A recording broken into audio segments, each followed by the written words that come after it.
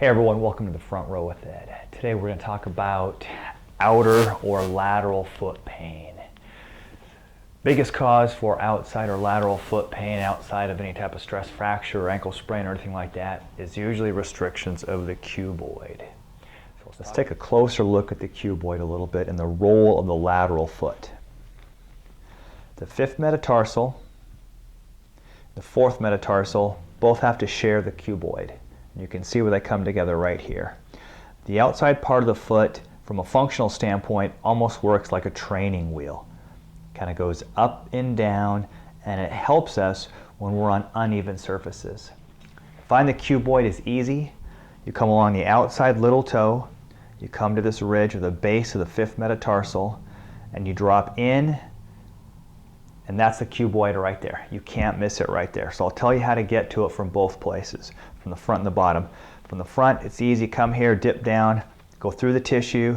You got your thumb right on that cuboid. Most of the time, the cuboid is stuck down or flexed.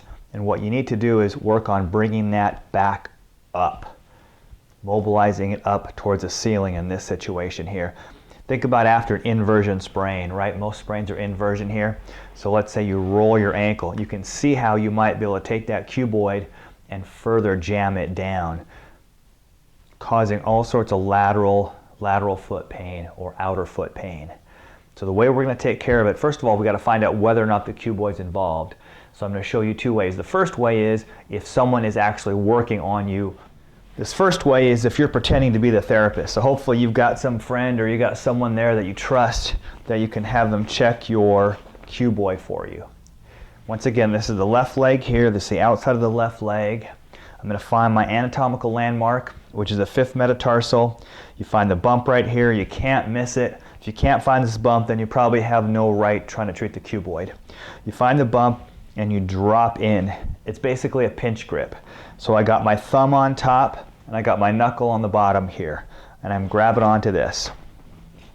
I'm going to grab the foot. Now remember, the cuboid wants to stay down. Okay, so it's going to be a little bit tender, but what you're going to want to do is put pressure up this way because we want to improve the lateral motion of that. We're trying to glide it laterally. This is what it looks like. We're gliding it laterally to increase that lateral motion of the cuboid. So here I've got the pincher grip right through here. Initially what I'm going to do is I'm going to turn the foot into inversion a little bit more to kind of slack that, get a good grip on it, and then I'm going to go about 10 times with a fair amount of force into eversion, or basically grabbing that cuboid and rotating it up and out. Now your patient or your friend or your former friend is not going to like this, because if the cuboid is involved, it is hot, it is painful. But they're going to have to work through this a little bit.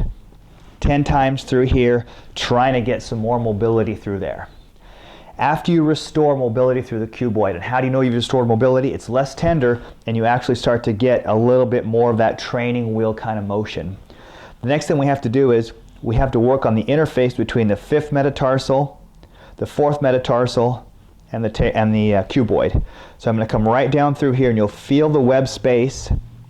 And you're going to come right down here. So before we were here, now I'm right on top. With my other hand, I'm going to try to stabilize that cuboid, and I'm going to come here onto this fifth metatarsal, and I'm specifically trying to move this training wheel up and down. So now what I'm doing is I'm stabilizing the cuboid, but I'm moving the fifth metatarsal on the cuboid. Really pretty easy, guys. Once again, sets of 10 here. This one's also going to be a little bit painful, not as painful as the cuboid. See if you got some better motion through there. How do you tell if you got better motion? The whole foot has better lateral motion. Now, let's assume that you have no one to help you work on it. So once again, this is my left leg. So what you would do is you would cross your left leg just like so. So it's just like this. Okay, so I'm going to let go of my leg here. So I've crossed my left leg over my right because I don't have any friends to help work on my cuboid. Okay, but that's going to be a different video for somebody else. Same thing, this is what you do. You come to the outer edge, fifth metatarsal, and you drop down and in, and now you're on that cuboid. And you'll notice a little groove in the cuboid right through here. That's for one of the muscular tendons, the peroneal tendon. Don't worry about that. But coming through here once again with your thumb, lock it into your thumb. Bring your foot up a little bit like this first. It's going to make it a little bit easier. And then the motion is this. You're going to put a fair amount of force into the cuboid as you try to push your foot into eversion. It's not going to be very fun. It's going to be a little bit painful, but that's what you need to do.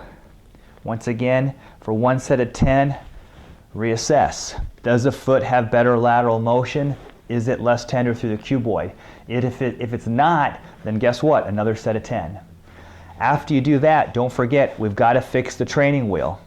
Now what we're going to do is we're going to stabilize the cuboid, and we're going to basically grab the base of this fifth metatarsal, or this little toe here, and we're going to try to work just the interface between the fifth metatarsal and that cuboid right through there.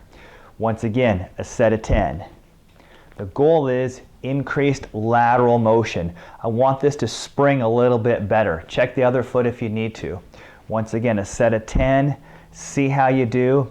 You know you're done when there's a little bit better lateral motion through there. So I've just shown you 2 ways to mobilize that cuboid if you're having lateral foot pain. One, if you have friends, and number 2, if you don't have any friends, you still have no reason to not try to mobilize your own cuboid. It's a little bit painful to do. Can't really hurt yourself, so don't worry about that. And the idea is that you want to try to get a little bit better motion so that you feel that foot has a little bit better lateral glide, especially, kind of visualize that training wheel going up and down on uneven surfaces. It's big after inversion ankle sprain, so work with that a little bit, see how you do. Leave a question down below, subscribe to the channel if you haven't, and let me know how things are going, okay? Good luck.